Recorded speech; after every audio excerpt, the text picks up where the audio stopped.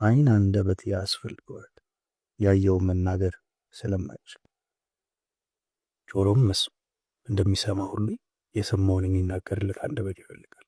እያንዳንዱ ቦዲ ፓርት ይጠቅማል። የማይጠቅም አካል የለም የሚለው ጳውሎስ ለዛ ነው። አሁን አንዱን አካል ቆርጠን ስናወጣ ጎዶሎ ነው የምንሆነው። ፍጹም እንድትሆኑ ነው፣ ለአገልግሎት እንድትሰሩ ነው፣ እስከ ክርስቶስ ኢየሱስ ፍጹም ሙላት እንድትደርሱ ለማድረግ ነው የተሰጡት። ሕሊናችሁ አይምሯችሁ በፍጹም ተለውጦ ዓለምን የማይመስል እስኪሆን ድረስ ወይ ደግሞ በአይምሮ መታደስ እንድትለወጡ የሚያደርጓችሁ እነዚህ 5ቱ ስጦታዎች ናቸው። እያንዳንዱ የራሱ ኃላፊነት አለበት። አይ እጅ አያስፈልገኝም ብሎ ሌላው ቦዲ ፓርት ሰልፍ እንደማይወጣው ለማስወገድ እንደማይጥሩ ጳውሎስ ይህንን ግልጽ አድርጎ ይናገራል። አንደኛ ቆሮንቶስ ምዕራፍ 9-14 ያለው ነው። በዝርዝር የሚያወራው እንደዛ ነው። የማያስፈልግ ብልት የለም። እነዚህ ብልቶች ሰዎች ናቸው። ስጦታ ሰጠ ሲል ሰዎች ይሰጣል። ስለዚህ ሌላ ደግሞ ቀጥለው ከዛ በኋላ ለአገልግሎት መስራት እርሺ ለክርስቶስ አካል ሕንጻ ፍጹማን ይሆኑ ዘንድ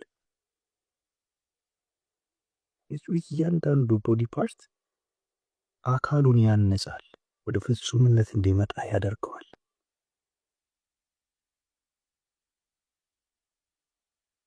ክብር ለኢየሱስ ይሁን። ከዛ ደግሞ እንደዚህ ይላል፣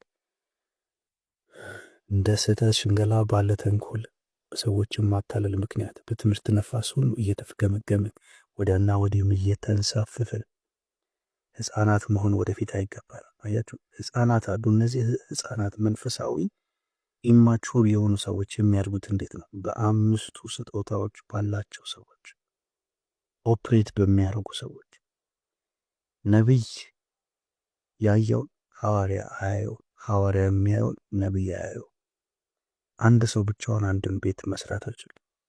ጣራ የሚሰራ ሌላ ነው፣ ቋሚውን የሚያቆም ሌላ ነው፣ መሰረት የሚጥል ሌላ ነው። ስለዚህ እያንዳንዱ ጸጋ ስጦታ ኃላፊነት አለበት። ሐዋርያትና ነቢይ አያስፈልግም ማለት የሉም። አሁን እነዚህ ነገሮች እንዴት ይመጣሉ? እንዴት እስከ ክርስቶስ ፍጹም ሙላት ድረስ ሰዎች እንዴት ይደርሳሉ? ወይስ ደርሰናል እያላችሁ ነው? ከደረሳችሁ እሺ አያስፈልጉም። አልደረስንም ይላል። አእምሯችን በፍጹም በሆነ መታደስ አልተለወጠም። ለምን? ሰዎችን እየገፋን ነው፣ አካሎቻችንን እየቆረጥን እየጣለን። ስለዚህ ጥሩ ሃይማኖተኛ ይወጣናል።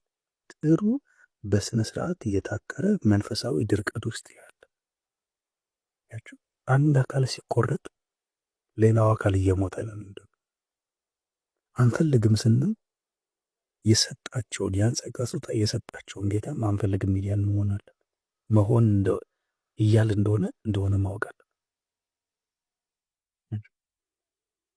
ሐዋርያነትን አንፈልግም፣ ነቢይነት አይሰራም ስንል ያንን ጸጋ ስጦታ የሰጣቸውን ጌታ አንፈልግም እያልን ነው።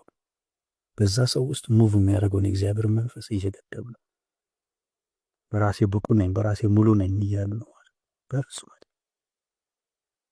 አሁንም ቅዱሳንን ለአገልግሎት ደግሞ የሚያዘጋጁት 5ቱ ኦፊሶች ናቸው። ሕፃናት ሆነን እንዳንመላለስ የሚያደርጉት አለ እነዚህ 5ቱ ጸጋ ስጦታዎች ናቸው። ኦፊስ የምለው ልምድ ስለሆነ ነው። ከዛ በኋላ እንደዚህ ይላል ናቸው።